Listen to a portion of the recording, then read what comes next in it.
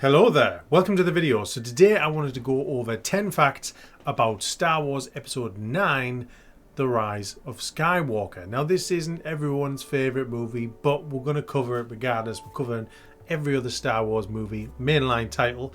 So this is the final one of the numbered titles. I'll then probably, if people are interested, go on to cover the Clone Wars and some of the sort of spin-off movies like Solo, Rogue One.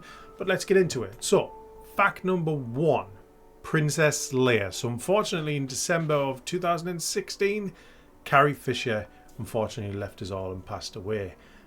Really sad times, really sad to see her go. And I believe that the production team, the writers, the director, all sort of held together and tried to see where the character was going to go in the movie, how they were going to continue it on. She was meant to play a pivotal role in the movie, as she did in the trilogy and the original trilogy. In the end, what they ended up doing was using some unused footage from previous movies like The Force Awakens and sort of tried to give her that honourable departure and finish off the trilogy. Fact number 2, Doctor Who in Star Wars. So actor Matt Smith was apparently in talks to have a unspecified role within the movie The Rise of Skywalker.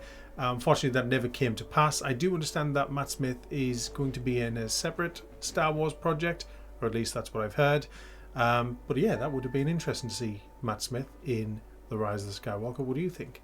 Fact number 3, a family matter. So Star Wars has always been to me about family, about coming together, banding together, relationships. And that even extends into the crew and the cast. So Ewan McGregor played a small voice cameo in The Rise of Skywalker. You hear his voice. You hear Obi-Wan talking to Rey in that one scene on Exegol.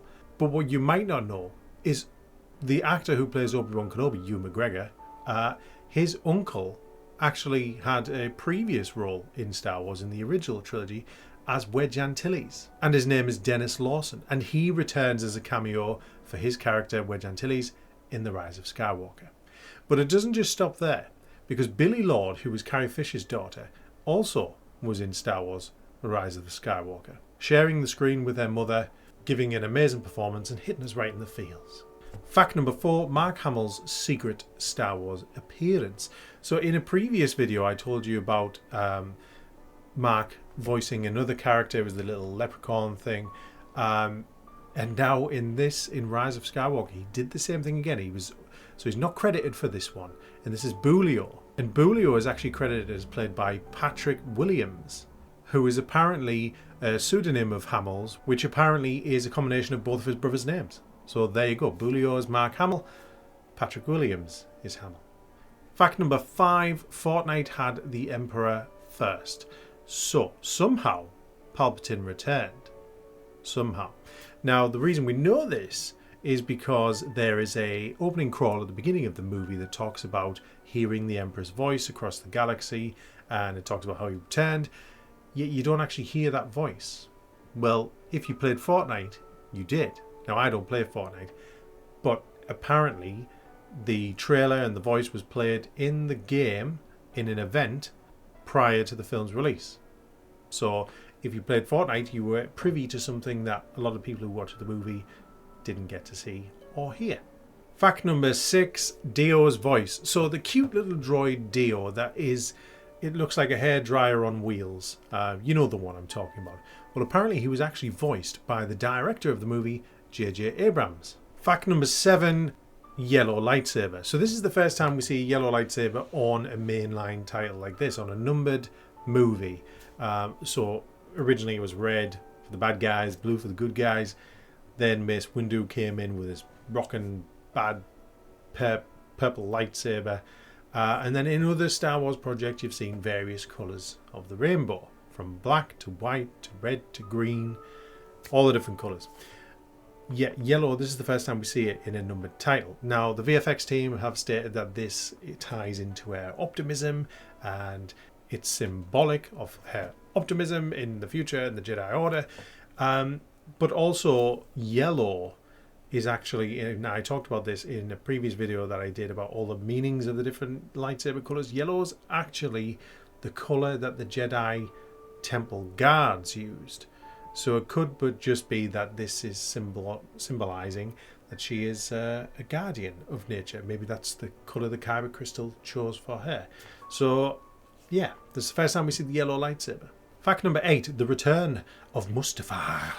So in one of the opening sequences of Rise of Skywalker, we see Adam Driver's character Kylo Ren, or Ben Solo, cutting down some cultists. Now, it doesn't explicitly say it, but this is intended to be on Mustafar. Now, you might know Mustafar.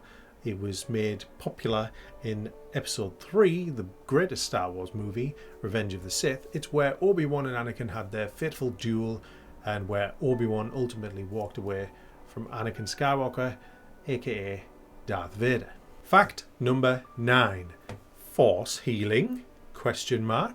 So, as well as the yellow lightsaber being a first, we also get a first for a Jedi ability.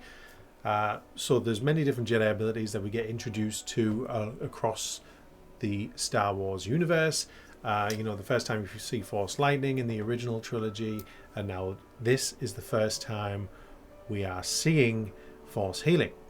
So Rey uses the Force to heal injuries, which is fantastic. Great. Could have used that earlier on. We also then subsequently see it with Grogu in The Mandalorian, but it happened in Rise of Skywalker first. Fact number 10, working titles. So as I always try and share, the films usually end up with a fake or working title, either to throw off the press or because they haven't fully decided on the actual title yet. Rise of Skywalker is no exception to this rule, and some of the working titles were Black Diamond, Trixie, and Duel of the Fates.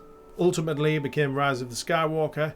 However, those are the working titles that they were playing around with. So there you go, 10 facts about Rise of the Skywalker, Star Wars Episode 9.